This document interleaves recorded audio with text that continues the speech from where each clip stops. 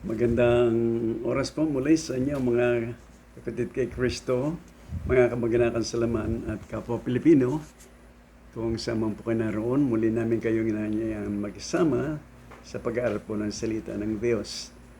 At ito pong pag-aaralan natin ngayon ay karugtong lamang, no? Ikalamang yugto ng ating teksto sa Roma Kabanatang 6. Aking pong binasa sa inyo noong nakaraan ay 4 na bersikulo lamang. Ngunit ating pong ipagpapatuloy ngayon sa Roma Kabanatang 6, talatang 5 hanggang 11. Subalit, sisimulan ko na po sa verse 1 to 11. Romans chapter 1, o chapter 6 rather, verses 1 to 11. Aking pong babasahin para sa inyo bago tayo manalangin. Ano nga ang ating sasabihin? Magpapatuloy baga tayo sa pagkakasala upang ang biyaya ay makapanagana. Huwag nawang mangyari. Tayo mga patay na sa pagkakasala, paano nga tayo mabubuhay pa riyan? O hindi ba ganinyo nalalaman na tayong lahat na mga nabautismuhan kay Kristo, Jesus ay nangabautismuhan sa kanyang kamatayan. Tayo nga'y nangalibing nakalakip niya sa pamagitan ng bautismo sa kamatayan, na kung paano si Kristo ay nabuhay na maguli sa mga patay sa pamagitan ng kalwalhatian ng Ama, ay gayon din naman tayo'y makalalakad sa panibagong buhay. Sapagkat kung tayo nga ay naging kalakip niya dahil sa kawangis ng kanyang kamatayan, ay magkakagayon din naman tayo dahil sa kawangis ng kanyang pagkabuhay na maguli. Na nalalaman natin na ang ating datiang pagkatao ay kalakip niyang napako sa krus upang ang katawan sa larin ay mag-iba. At nang sa gayoy, huwag na tayong maalipin pa ng kasalanan, sapagkat ang namatay ay ligtas na sa kasalanan. Tatapat kung tayo nangamatay na kalakip ni Kristo, ay naniniwala tayo ng mga bubuhay naman tayong kalakip niya, na nalalaman natin si Kristo na nabuhay na maguli sa mga patay ay hindi na mamamatay. Ang kamatay hindi naghahari sa kanya, sapagkat ang kamatay na ikinamatay niya ay kanyang ikinamatay na minsan sa kasalanan. Datapwat ang buhay na kanyang ikinabubuhay ay kanyang ikinabubuhay sa Diyos. Talatang 11. Gayon din naman kayo, ibilang ninyong kayo'y tunay na mga patay sa kasalanan, na mga patay na sa kasalanan, ngunit mga buhay sa Diyos kay Kristo Jesus. Ulitin ko po ang talatang 11, sapagat dito natin kukunin ang pamagat ng ating aralin. Sabi po, gayon din naman kayo, ibilang ninyong kayo'y tunay na mga patay na sa kasalanan, ngunit mga buhay sa Diyos kay Kristo Jesus. Pagpalain naman ng Diyos ang kanyang mga salita sa ating mga puso po. Tayo saglit na manalangin. Amang Diyos, kami po ay nagpapasalamat na muli namin ang pag-aralan ng iyong mga salita. Tulungan naman ang Espiritong Banal upang maunuan po namin ito at magsilbing kapakipakinabang sa aming buhay espiritual at magkaroon ng kaliwanagan, Panginoon, sa amin at magbibigay kalwalhatian sa iyong dakilang pangalan. Ito po ang aming dalangin na may pagpapasalamat, pananampalataya at pag-asa sa matamis na pangalan po na si Kristo na aming Panginoon. Amen. Binasa ko po ang ikalawang beses ang talatang 11, sapagkat dito natin kukunin ang ating pamagat ng ating aralin na sinasabi na tayo namang Kristiyano ay mga patay na sa kasalanan, ngunit mga buhay sa Diyos kay Kristo Jesus. Yun po ang ating pinakapamagat ng ating aralin. Ngayon, itong salita po na namatay na kayo sa kasalanan ay hindi po nangangulugan na ang isang Kristiyano ay hindi na magkakasala. Ano po? Kapag kung titingnan natin ang sulat ni Apostol Juan, sa unang sulat po niya, na kanyang sinabi kung ang sino man ay nagsasabi na hindi siya nagkakasala, siya ay hindi nagsasabi ng katotohanan, kundi siya ay nagsisinungaling. Subalit ang sabi niya, kung ang isang Kristiyano ay nagkasala, sabi sa talatang 9, kung ipahayag mo yung kasalanan ng Diyos ay tapat at banal, at ikaw ay patatawarin niya at lilinisin ka niya sa lahat ng karumihan. Sa mga po, ang sinasabi ni Apostol Juan dito, yung isang tunay na Kristiyano ay hindi na po namamalagi o nabubuhay sa kasalanan at hindi na niya ipinamumuhay. Ngunit hindi pa rin nangangahulugan na hindi na siya magkakasala. Kaya nga po ang mga salita rito na ang Kristiyano, pagdating po sa relasyon sa kasalanan, hindi na po niya kasanayan, yung tinatawag na habitual na po, o hindi na niya ipinamumuhay na po ng tuluyan. At ito po ang ibig sabihin ni Apostol Juan, ano po, na pagkatapos naman po sa kanyang unang sulat din sa kabanatang 5, ng kanyang pong sinabi ay ang isang Kristiyano na nabubuhay sa kasalanan ay anak ng Diablo. Sa mga po, ang tinutukoy dito na patay na sa kasalanan, ano po, iyon ibig sabihin ng kapangyarihan nito, at gayon din po, iyon sa pamagitan ng kasalanan, ay hindi na tayo hatulan ng Diyos. Pagdating po sa paghuhukom, ano po, sapagkat ang sabi ng Roma 5:1, yamang kayo ay pinabanal na ng Diyos sa pamagitan ng pananampalataya kay Jesus, ano po, meron na tayong kapayapaan sa Diyos. Ibig sabihin, sa English po ganitong pagkasabi, being justified by faith, we have peace with God through our Lord Jesus Christ. Ibig sabihin, yamang tayo pinabanal na ng Diyos, ano po? Ang ibig sabihin niyan, pinasakdal na tayo ng Diyos. Positionally, meron na tayong kapayapaan na hindi na tayo tatayo pa sa dakilang hukuman ng Diyos. Katulad ng mga hindi mananampalataya. Bakit? Sapagkat ginanap na ni Kristo ang kabayaran ng ating mga kasalanan. Kaya pagdating po sa tinatawag na hatol ng kasalanan sa walang hanggang impyerno, ang mga tunay na anak ng Diyos ay wala na pong kapangyarihan doon. Sapagkat sila ay mga tinubos na ni Jesucristo. Subalit, dito po sa ating teksto, inialintulad tayo no po, sa isang patay. Na ang isang patay hindi na nakakaamoy, hindi na kumikilos, ibig sabihin wala ng panlasa. Ganyan dapat ang magiging buhay ng isang tunay na anak ng Diyos. Balit gaya nga ng aking sinasabi, hanggat nandito tayo sa laman, ano po, hindi natin maabot yung tinatawag na perfection. Kaya hindi tayo naniniwala sa tinatawag na sinless perfection katulad ng iba na hindi na sila nagkakasala. Sapagkat kung ganitong paniniwala natin, sabi ni Apostol Juan, sinungaling tayo at hindi tayo nagsasabi ng katotohanan. Sa makatwid sa ayaw at sa gusto natin, nagkakasala pa rin tayo sa isip, sa salita, sa gawa at sa actual. Subalit, yun nga, ang pangako ng Diyos, kung ipahayag natin ating kasalanan ng Diyos ay tapat at banal upang tayo patawarin at lilinisin sa lahat ng ating kalikuan. So ngayon po, kung tayo tinulad sa mga patay, tinulad din tayo ano po, sa isang tao na nabautisman sa tubig, nung siya ay nabautisman sa palubog, siya po ay namatay ng kalap ni Jesus sa krus dahil sa paglubog sa tubig sa kanya. At pagkahon sa tubig, yan po ay ilustrasyon na rin na siya ay nagbangon muli sa mga patay sa panibagong buhay.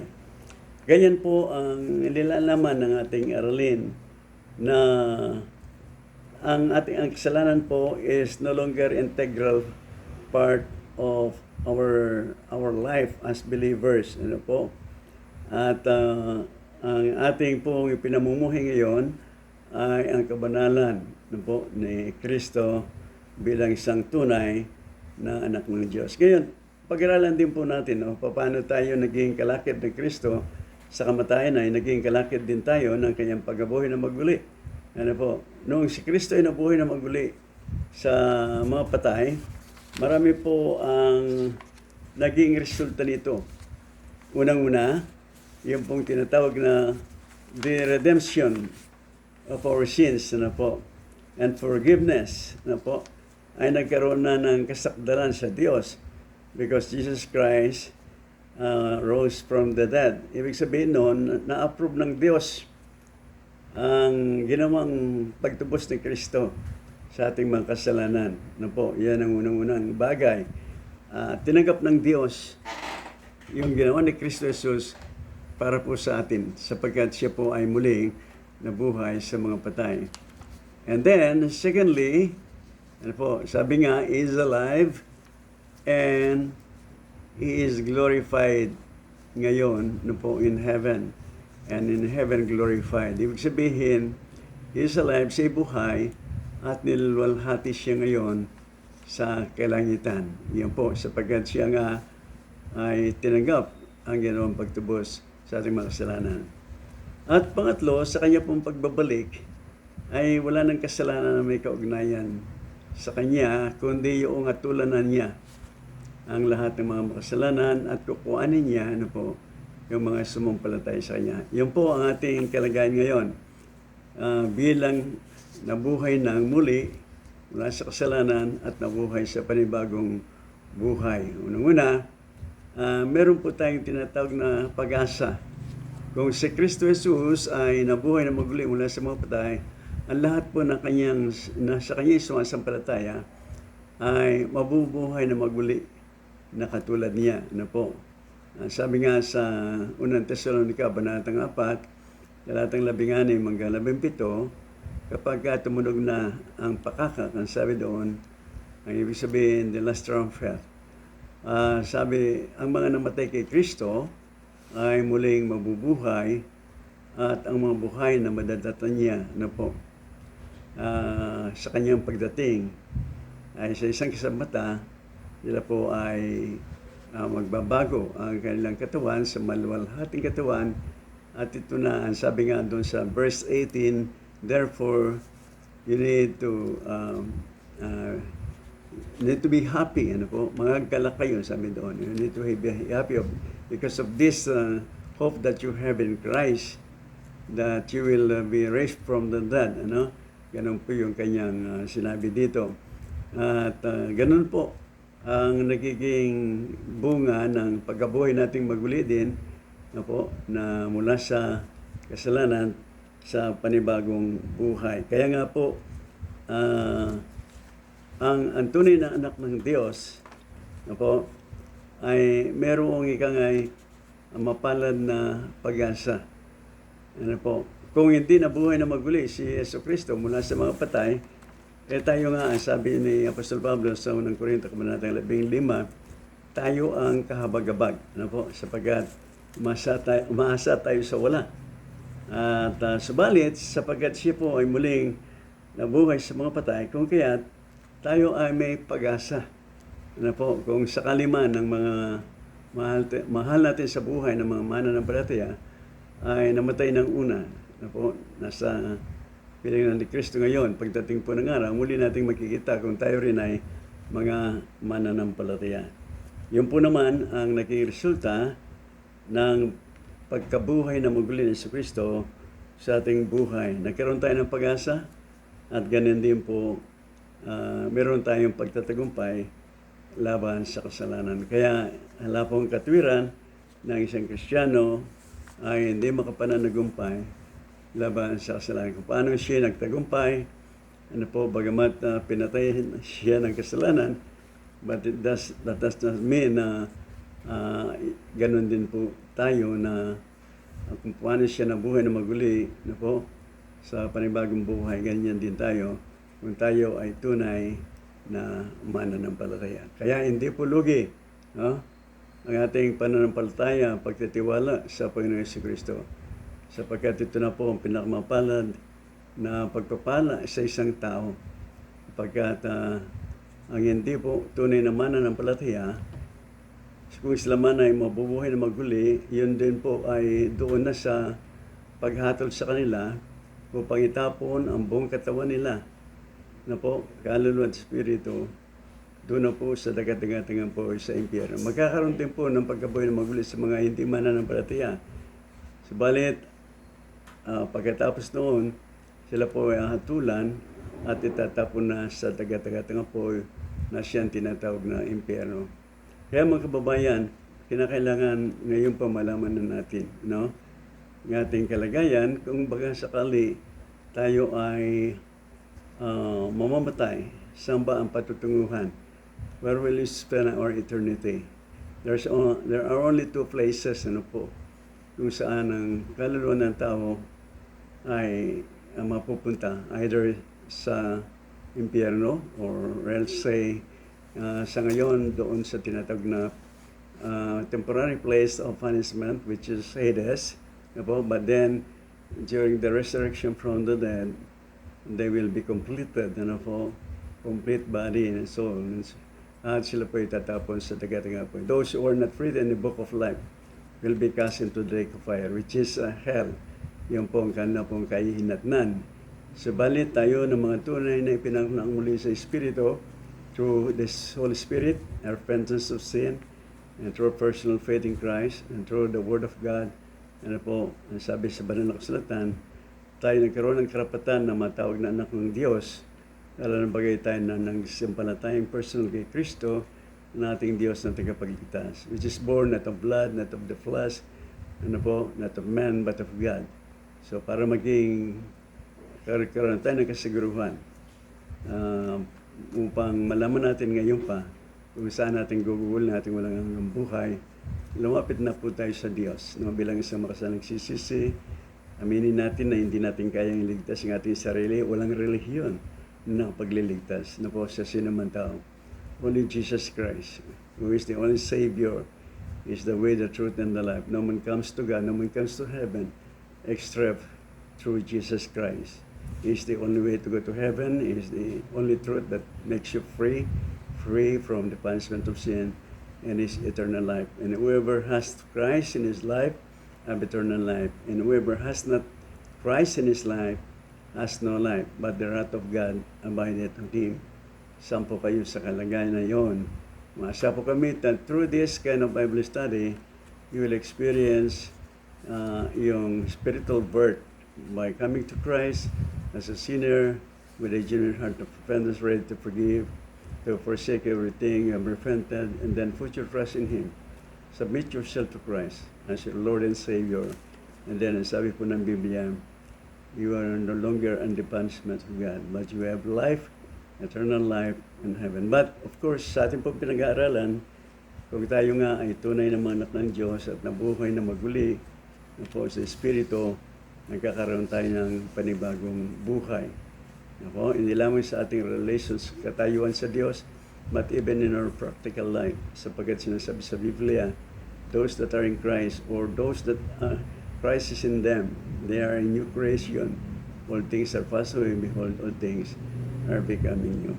So I hope through this kind of Bible study, you will experience the spiritual birth that we are preaching, to repentance of sin, a personal faith in Christ as Lord and Savior, so that someday, somehow, na po, kayo po ay makakasama namin. Someday, sooner, na po, we will meet the Lord in the air, and we will be together, na po, forever and ever in the kingdom of Christ. God bless po. At sa kami na ang pag-aaral natin ito ay naging pagpapala po sa bawat sa inyo at naging kalwalatian sa Diyos. Manalangin po tayo muli.